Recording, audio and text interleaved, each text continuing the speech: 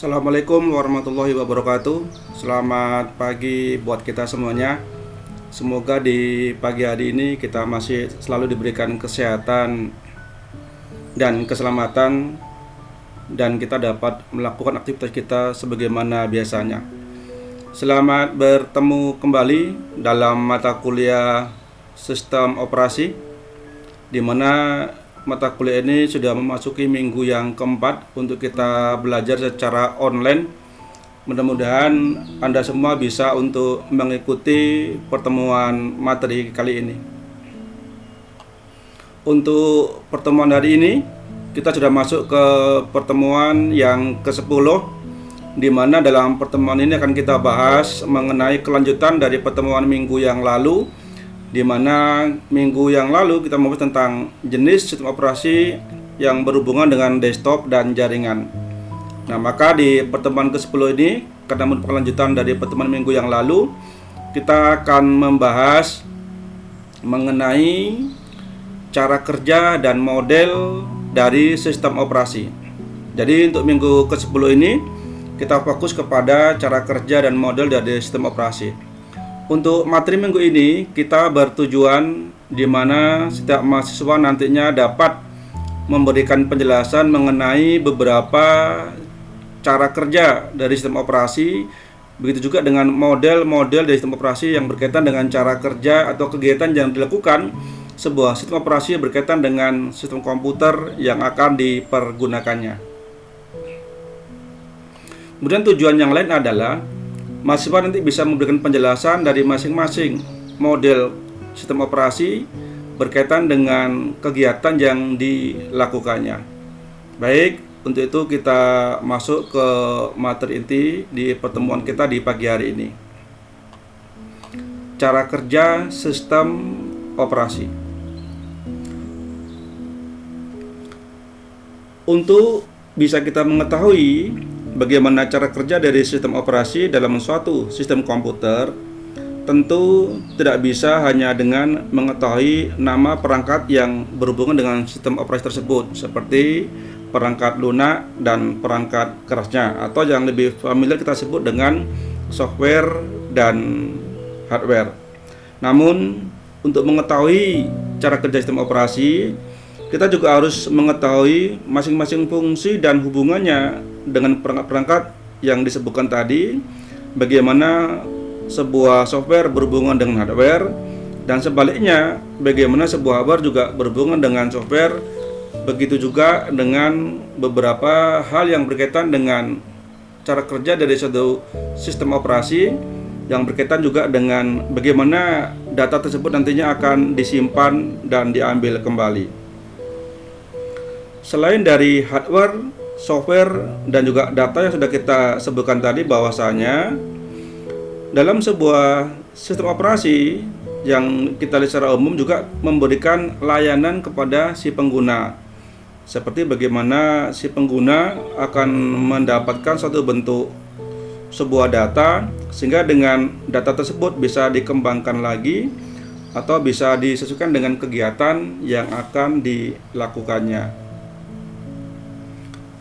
Sebenarnya sistem operasi berkaitan dengan cara kerjanya adalah berfungsi untuk mengontrol suatu proses yang sedang berjalan atau berlangsung, kemudian mengalokasikannya ke Central Processing Unit dan mengatur bagaimana memori internal, kemudian sistem pengaksesan dan pengalokasiannya untuk proses yang sedang berlangsung atau yang sedang berjalan.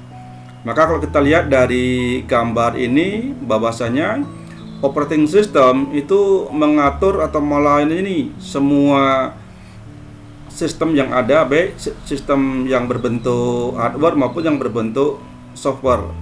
Apakah nanti dengan printernya, dengan keyboard, mouse, atau dengan beberapa aplikasi yang ada. Sehingga masing-masing ini juga harus kita pahami, sehingga kita nanti tahu dengan jelas bagaimana cara kerja sebuah sistem operasi berkaitan dengan hardware dan software yang dia atur berkaitan dengan kegiatan yang akan dilaksanakannya.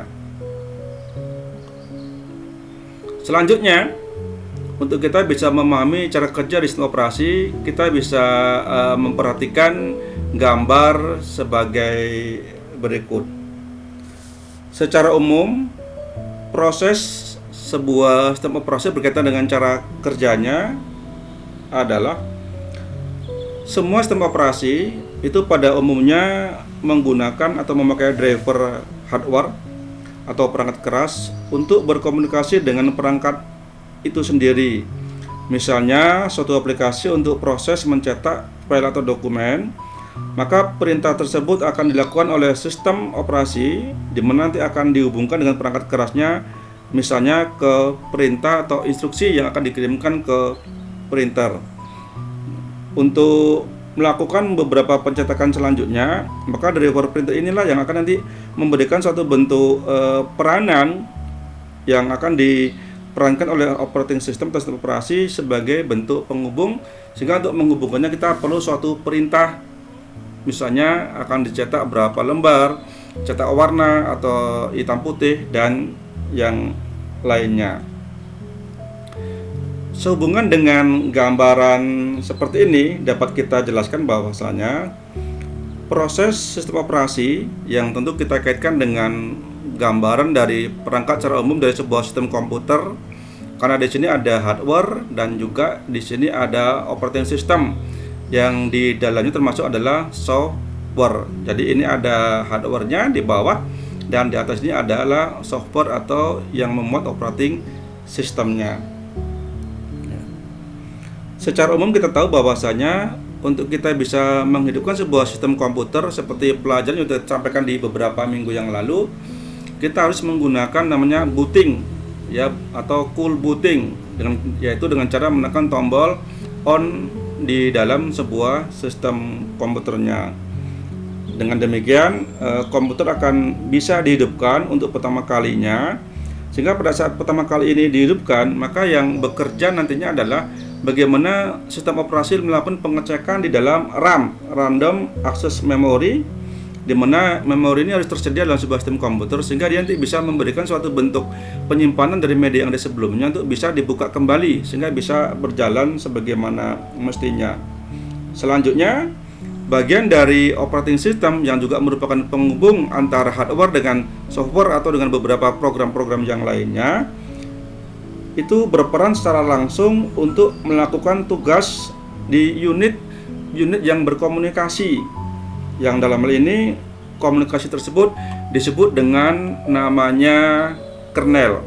Jadi kernel inilah yang menghubungkan setelah komputer dihidupkan antara hardware dengan beberapa perintah yang terdapat di dalam operating system, yang nantinya bisa dipergunakan oleh si pengguna, oleh si user, yaitu dengan adanya kernel. Nah, selanjutnya bagian dari operating system yang dalam menghubungkan di antara kernel-kernel dengan user atau dengan beberapa program-program yang ada, ini dinamakan dengan shell ya. Shell yaitu suatu bentuk interface atau bentuk antarmuka atau yang lebih familiar disebut dengan user interface. Ini adalah yang terdapat di dalam program-program aplikasi, di mana masing-masing program aplikasi ini memberikan suatu bentuk tampilan yang tentunya dari masing tampilan ini bisa dipergunakan oleh si user dengan menggunakan sistem call yang ada. Jadi dari gambar ini bisa kita ketahui bahwasanya untuk kita bisa menggunakan perangkat yang ada di hardware di sini dan akan dipergunakan oleh operating system, maka operating system ini menggunakan sebuah kernel yang menghubungkan dari masing-masing bagian, apakah CPU, RAM, I/O device, bus, dan yang lainnya, ini melalui namanya kernel. Selanjutnya, setelah kernel terhubung, maka operating system memiliki suatu bentuk user interface atau tampilan atau antarmuka yang disebut dengan namanya shell. Maka shell inilah nanti yang akan menghubungkan dari beberapa tampilan program yang ada yang bisa dilihat atau dipergunakan oleh si user, tentunya dengan menggunakan beberapa perintah-perintah tertentu. Secara umum, shell atau tampilan tadi atau user interface tadi itu dapat dibagi menjadi dua. Yang pertama adalah namanya CLI dan kedua ada GUI atau GUI. CLI adalah Command Line Interpreter, sementara GUI adalah Graphic User Interface. Sehingga kalau CLI ini lebih merupakan suatu sel yang berbentuk perintahnya itu teks. Sementara kalau GUI atau Graphic User Interface itu suatu bentuk perintah yang berbentuk grafis. Di pembahasan minggu yang lalu, sel yang berbentuk CLI ini banyak dipergunakan di dalam operating system yang masih berbasis kepada under DOS. Sementara untuk yang GUI atau Graphic User Interface, ini sel yang banyak dipergunakan di dalam sistem operasi yang menggunakan under Windows. Jadi, sebagai kesimpulan bagaimana cara kerja sistem operasi dalam satu bentuk sistem komputer adalah adanya sebuah operating system dalam satu bentuk sistem komputer yang menggunakan hardware dan software, di mana sistem operasi atau operating system sebagai penghubung antara hardware dengan softwarenya, dan untuk menghubungkan masing-masing bagian tadi itu dipergunakan suatu bentuk yang namanya adalah kernel. Kernel sudah kita bahas di minggu yang lalu.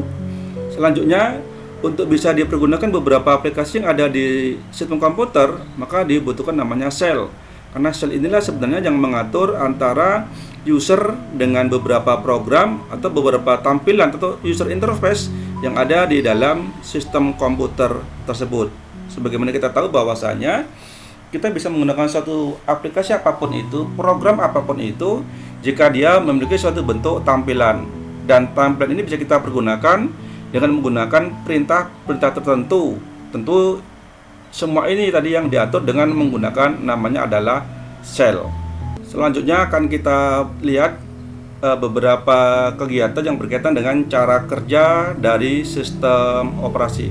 Pertama, kita lihat cara kerjanya adalah ada namanya manajemen proses.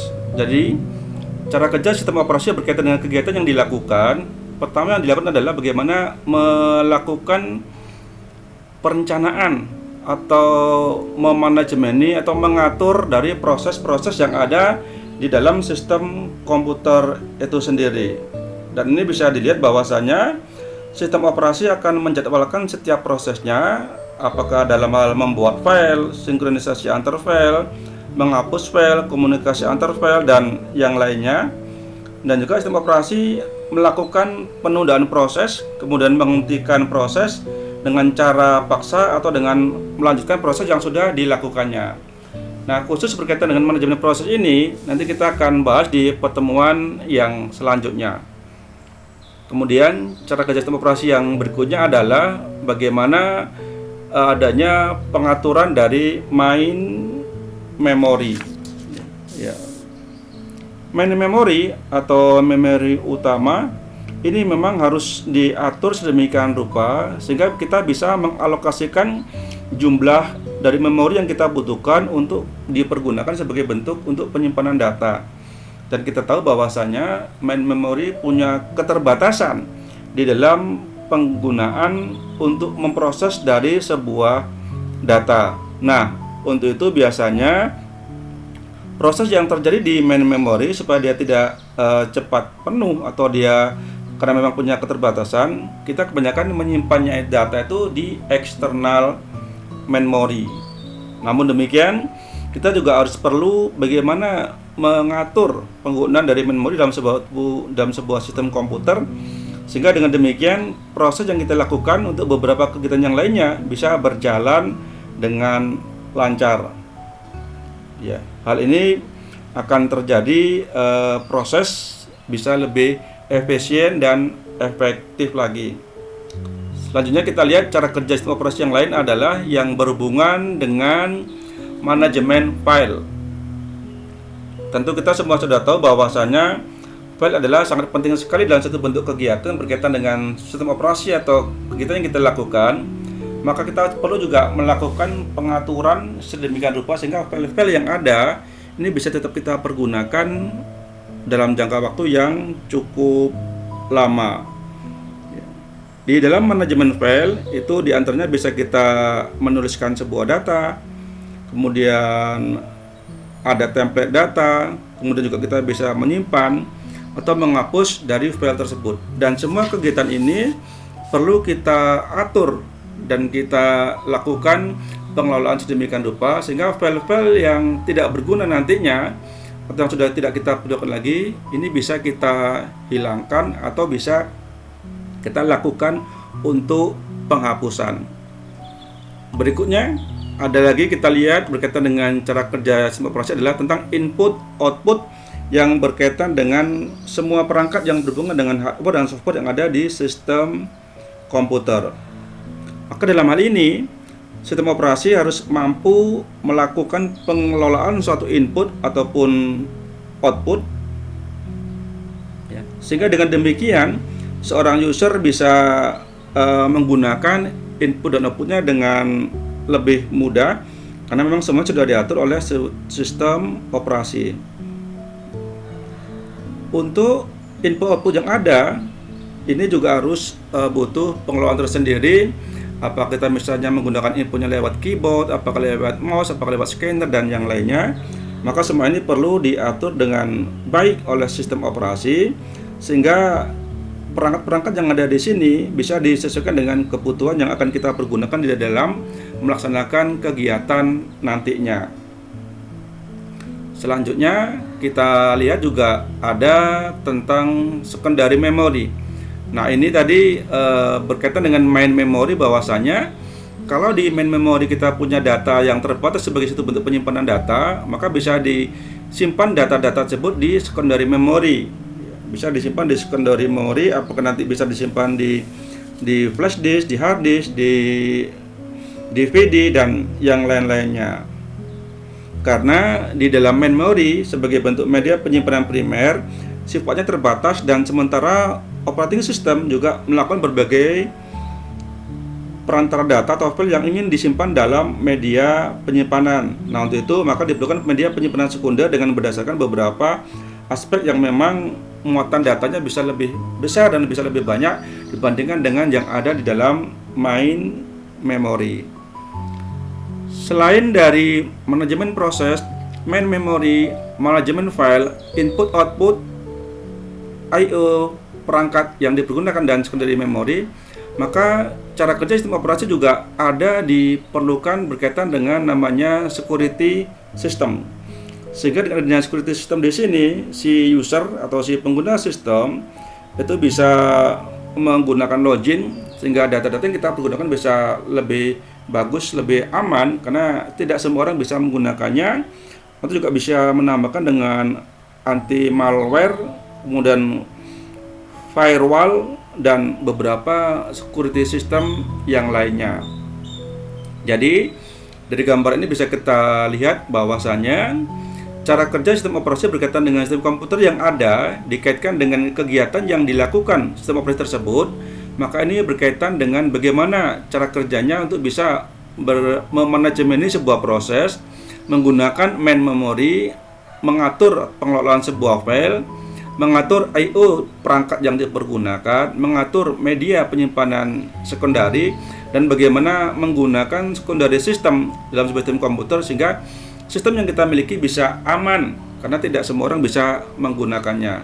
Jadi ini diantaranya ada 6 hal yang perlu kita perhatikan di dalam cara kerja sistem operasi berkaitan dengan sebuah sistem komputer yang ada sehubungan dengan kegiatan-kegiatan yang dilakukan sistem operasi tersebut untuk dia bisa dipergunakan oleh si user. Sehingga nanti pada akhirnya dengan beberapa cara kerja seperti ini si user bisa merasa nyaman karena memang sistem operasi itu adalah menyediakan semua layanan berkaitan dengan sumber daya yang ada di sistem komputer.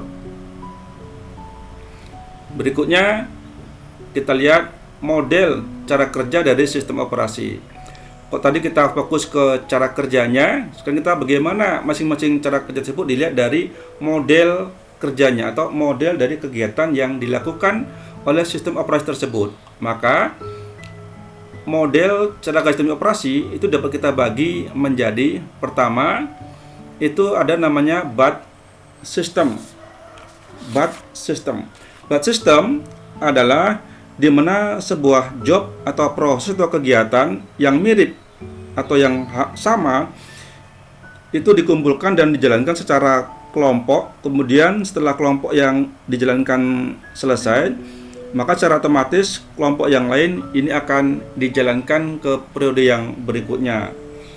Nah, contoh dari model kerja sistem operasi yang menggunakan model batch system adalah sebuah email yang sering kita pergunakan, di mana email tersebut akan dikelompok-kelompokkan dan akan dijalankan sesuai dengan kelompoknya, dan setelah itu selesai baru bisa dikerjakan dengan atau dilanjutkan dengan kelompok-kelompok yang lainnya. Di dalam sistem batch file, processing data itu dilakukan melalui peralatan terminal, kemudian dilakukan validasi tertentu dan ditambahkan ke transaction file yang berisi transaksi-transaksi yang lainnya. Selanjutnya kita lihat model cara kerja operasi yang lain adalah multi program. Multi program adalah di mana suatu proses atau job atau kegiatan yang disimpan di main memory di waktu yang sama, kemudian central processing unit dipergunakan secara bergantian. Karena hal ini membutuhkan beberapa kemampuan tambahan seperti adanya penyediaan I/O yang lebih maksimal karena untuk menjalankan beberapa program yang ada.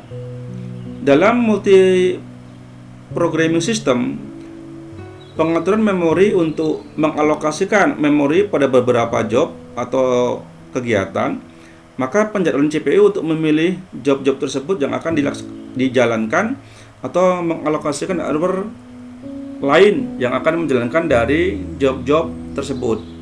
Nah, berkaitan dengan multi program, insya Allah nanti kita akan bahas di materi yang selanjutnya. Kemudian dari model cara kerja sistem operasi juga ada namanya multitasking.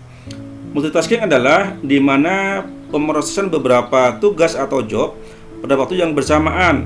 Nah, contoh dari multitasking di sini adalah misalnya untuk sistem operasi yang banyak dipergunakan oleh sistem operasi Linux misalnya, ya, sistem operasi di Linux. Selanjutnya, model kerja sistem operasi bisa kita lihat adanya namanya time sharing atau real time sharing. Time sharing adalah suatu sistem yang mengharuskan suatu komputasi atau perhitungan selesai dalam jangka waktu tertentu, dan jika komputasi tersebut belum bisa menyelesaikannya dalam jangka waktu yang sudah ditentukan, maka dianggap kegiatan tadi adalah dianggap gagal. Maka dalam real time system, ya, atau juga dikatakan dengan time sharing, ini sebenarnya suatu bentuk kegiatan yang memang mengharuskan sebuah proses yang oleh sistem operasi ini berdasarkan waktu yang sudah ditentukan, sehingga kegiatan tersebut dianggap valid atau benar atau tuntas atau selesai jika sesuai dengan waktu yang sudah ditentukan sebelumnya. Dan secara umum di dalam time sharing di sini itu disebutkan bahwasanya ada dua bagian yang mesti kita perhatikan, yaitu bagian statistik dan algoritmanya. Agar bisa diperoleh sebuah konsep real time, maka ditambahkan suatu kontrol atau pencatatan kapan program akan dimulai dan kapan program tersebut akan berhenti dengan menghasilkan nilai dan waktu sesuai dengan yang sudah disepakati atau sebatas waktu yang sudah ditentukan. Nah, contoh ini misalnya kita semalam melaksanakan ujian secara online, di mana kita mulainya waktunya misalnya jam 8.15 sampai selesainya jam 8.30. Itu adalah real time, karena waktu itu bisa kita cek kapan misalnya Anda mengumpulkan di jam tersebut, apakah termasuk Anda mengumpulkannya di dalam waktu yang sudah kita tentukan atau di luar dari jam yang sudah kita tentukan. Sehingga dengan demikian memang waktu itu adalah real atau nyata. Dan tentunya ini sudah bisa Anda lihat di saat kita melaksanakan ujian tengah semester di minggu yang lalu, di mana saya menggunakan real time system, maka akan kelihatan beberapa dari Anda yang memang di dalam mengirimkan jawabannya atau mengirimkan tugasnya itu terlambat atau menjadi tidak terlambat.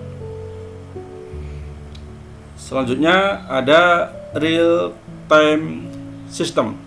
Ini sebenarnya hampir sama dengan yang time sharing tadi ya. Di dalam time sharing tadi adalah metode di mana banyak pengguna dapat melakukan processing dalam satu komputer. Salah satu pengguna time sharing sistem ini dapat dilihat dalam pemakaian suatu terminal pada contoh perbankan. Jadi saya ulangi bahwa time sharing itu tidak sama dengan real time system. Time sharing adalah metode di mana banyak pengguna dapat melakukan processing dalam satu komputer, dan contohnya adalah kita lihat di dalam terminal dalam sebuah perbankan. Sementara real time system tadi yang sudah saya jelaskan sebelumnya adalah adanya penggunaan logika dari statistik dan algoritma, di mana waktu yang kita butuhkan untuk bisa menyatakan prosesnya berhasil atau tidak berhasil adalah dengan adanya waktu yang sudah kita tentukan. Dan jika waktunya itu sudah terpenuhi atau sesuai dengan yang sudah kita tentukan, maka dia dianggap berhasil. Tetapi jika tidak, maka dia dianggap tidak berhasil. Nah, contoh real time system ini adalah di saat kita melaksanakan ujian tengah semester di pertemuan minggu yang lalu. Selanjutnya, model kerja dari sistem operasi adalah ada distribusi sistem. Distribusi sistem ini adalah suatu bentuk model kerja yang ngetren atau yang sedang banyak dipergunakan pada saat sekarang, karena dalam distribusi ini adalah adanya pendistribusian komputasi di antara beberapa prosesor, maka beberapa prosesor berkomunikasi dengan prosesor lain melalui saluran komunikasi. Sehingga dengan demikian proses pada sistem distribusi bervariasi ukuran dan fungsinya. Nah, proses distribusi sistem ini bisa kita lihat kalau kita menggunakan sistem yang berbasiskan kepada jaringan. Misalnya kita punya beberapa klien dengan menggunakan satu atau beberapa dari server, sehingga kegiatan yang kita lakukan itu bisa didistribusikan di lebih banyak komputer yang menggunakan juga beberapa sistem operasi, sehingga ini bisa lebih memaksimalkan lagi. Dan biasanya pada distribusi sistem ini terdiri dari beberapa mikroprosesor, workstation, mini komputer, dan beberapa sistem komputer dari generasi-generasi tertentu, sehingga proses ini disebut dengan site, node, komputer atau klien atau yang lainnya. Nah, ini jelas bahwasanya di dalam distribusi sistem operasi yang menggunakan model kerja distribusi sistem ini terhubung erat dengan penggunaan sistem jaringan seperti adanya file, seperti adanya server, dan beberapa klien yang kita sudah coba di sebelumnya. Inilah ke-6 model dari cara kerja sistem operasi. Dilihat dari kegiatannya, ada yang model cara kerjanya menggunakan batch system, multi-programming, multitasking, time sharing, real-time system, dan ada distribusi sistem. Untuk selanjutnya, kita coba untuk pembahasan berdiskusi di materi ini. Diskusi sebagaimana yang sudah kita lakukan di beberapa pertemuan sebelumnya. Kita bisa mendiskusikan materi ini melalui WhatsApp, dan kita bisa diskusi secara online atau secara langsung di dalam WhatsApp kita nantinya. Namun sebelum diskusi ini kita mulai, ada yang perlu juga saya sampaikan bahwasanya materi untuk diskusi kita di pagi hari ini adalah berkaitan dengan model cara kerja sistem operasi, di mana diharapkan dalam diskusi ini masing-masing Anda itu dapat memilih salah satu dari model cara kerja operasi di sini. Apakah yang Anda pilih itu model batch system, model multi-programming, model multitasking, model time sharing, model real-time system, atau model distribusi sistem. Jadi ada 6 model cara kerja sistem operasi yang harus Anda pilih salah satunya. Kemudian setelah Anda memilih salah satu dari model cara kerja sistem operasi di sini, langkah berikutnya adalah Anda harus memberikan penjelasan dalam bentuk blok diagram. Jadi setelah Anda memilih salah satu mode cara kerja sistem operasi di sini, Anda diharapkan bisa menggambarkan model cara kerjanya dengan menggunakan blok diagram. Kemudian setelah blok diagram terbentuk, masing-masing blok diagram tentu ada tahapannya, tahapan 1, tahapan 2, A, B, dan seterusnya. Maka masing-masing tahapan itu harus diberikan suatu bentuk penjelasan. Jadi setiap blok diagram atau setiap tabel yang Anda buat itu harus diberikan penjelasan atau keterangan yang berkaitan dari model cara kerja masing-masing blok diagram tersebut. Nah, untuk menggambarkan blok diagram, Anda bisa menggambarkan dengan menggunakan flowchart. Saya kira Anda sudah kenal dengan flowchart, atau juga Anda bisa menggunakan dengan model insert. Kita buka di aplikasi Microsoft Word misalnya, Anda juga bisa menggunakan model insert yang beberapa auto shape juga boleh. Ya, jadi Anda bisa menggunakan flowchart, bisa menggunakan insert auto shape di Word. Namun demikian, supaya nanti gambarnya lebih menarik, silakan masing-masing blok diagram diberikan warna. Diberikan warna sehingga masing-masing warna itu akan mencerminkan atau menjelaskan dari tahapan-tahapan yang dilakukan dari model cara kerja sistem operasinya.